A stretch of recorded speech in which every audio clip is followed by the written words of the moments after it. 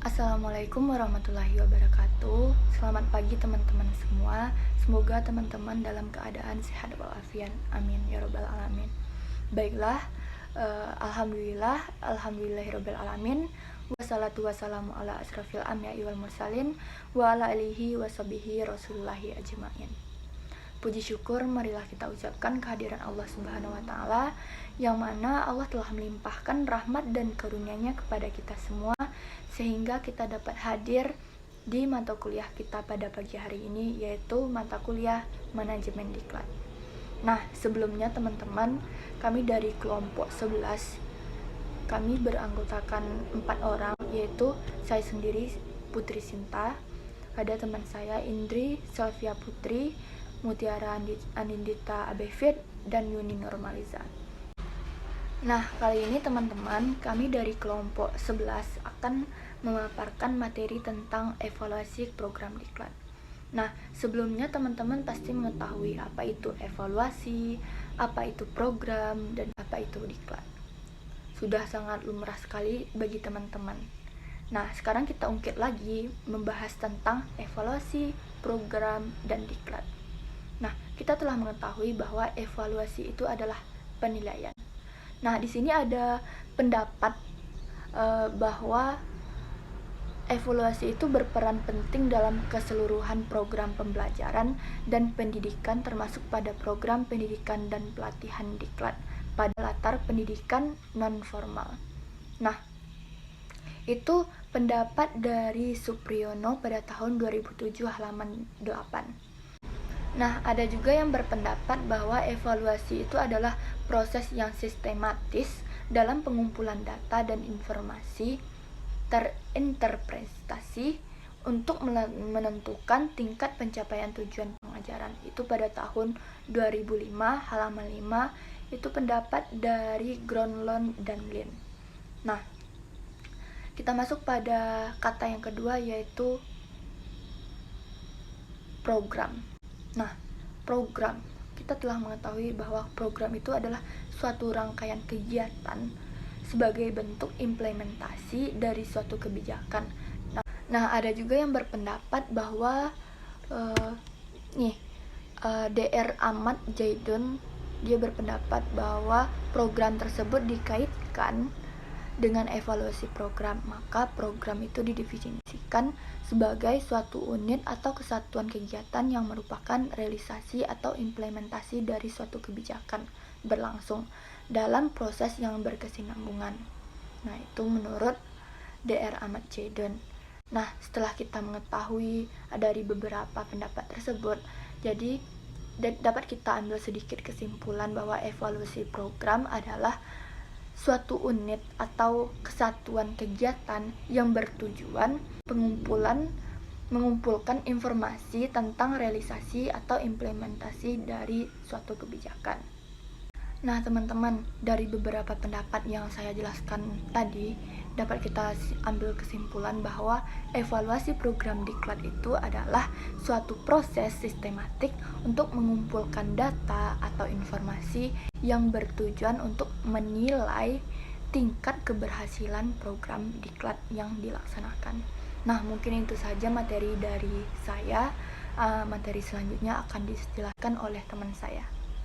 Baiklah, saya akan melanjutkan materi tentang tujuan dan manfaat evaluasi program diklat, di mana tujuan dari evaluasi program diklat itu yang pertama, untuk menunjukkan bagaimana suatu diklat berkontribusi dalam mencapai tujuan organisasi. Yang kedua, untuk menentukan apakah program diklat dapat berlanjut atau tidak. Yang ketiga, untuk mendapatkan informasi perbaikan program diklat di masa yang akan mendatang. Selanjutnya itu ada manfaat dari evaluasi program diklat. Yang pertama, menemukan bagian pelatihan mana yang berhasil dalam mencapai suatu tujuan serta bagian mana yang kurang berhasil sehingga dapat dibuat langkah-langkah untuk perbaikannya.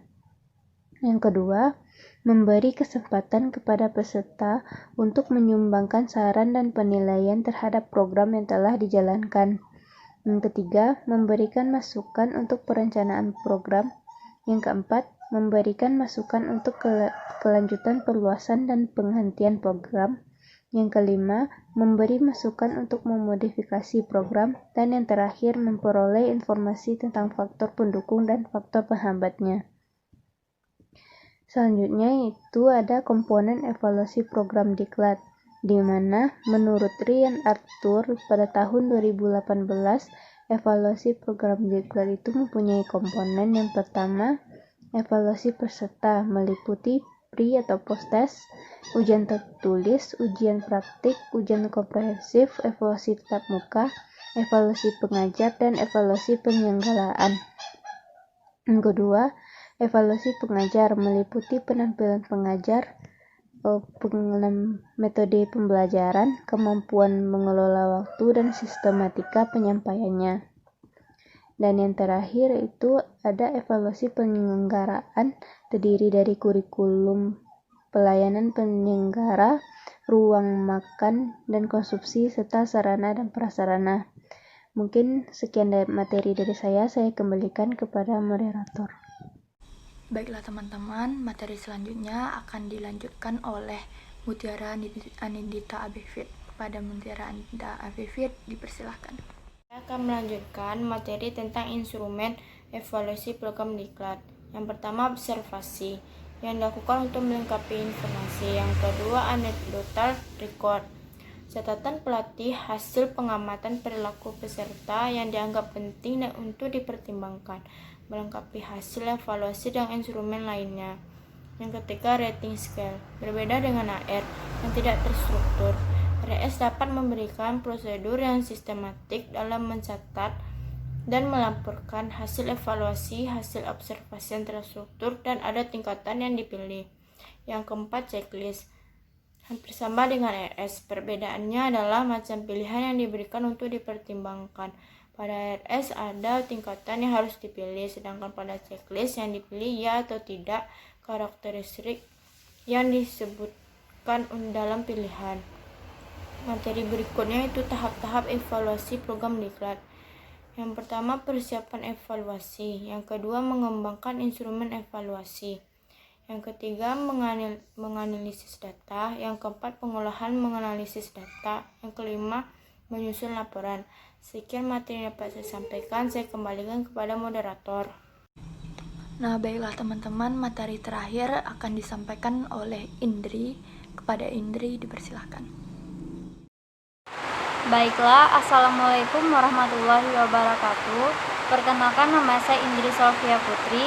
Di sini saya akan melanjutkan materi mengenai model-model evaluasi program diklat. Yang pertama, yaitu level 1 reaction atau reaksi, sama halnya dengan mengukur tingkat kepuasan konsumen. Adapun langkah-langkah dalam melakukan level 1 reaksi ini, yang pertama, tentukan hal-hal yang dapat menginformasikan kepuasan peserta dalam mengikuti kegiatan pelatihan diklat, misalnya fasilitas, jadwal, kualitas makanan, dan lain-lain. Yang kedua, informasi-informasi tersebut kemudian dikemas dalam suatu format isian yang mudah dimengerti oleh subjek evaluasi. Yang terakhir, lakukan evaluasi di level ini segera. Yang kedua, ada level 2 learning atau pembelajaran. Di sini berhubungan dengan pengukuran peningkatan kompetensi peserta didik baik dalam segi pengetahuan, keterampilan maupun sikap. Adapun langkah-langkah dalam melaksanakan evaluasi level 2 ini, yang pertama, lakukan evaluasi terkait peningkatan pengetahuan, keterampilan maupun perubahan sikap sebelum atau sesudah pelatihan. Yang kedua, gunakan tes tulis untuk mengukur pengetahuan dan sikap peserta diklat. Yang ketiga, gunakan tes performa dalam mengukur keterampilan. Dan terakhir, gunakan hasil pengukuran tersebut untuk melakukan tindakan yang sesuai. Yang ketiga, ada level 3 behavior atau perilaku. Di sini, sejauh mana perubahan perilaku yang muncul karena peserta mengikuti program pelatihan diklat.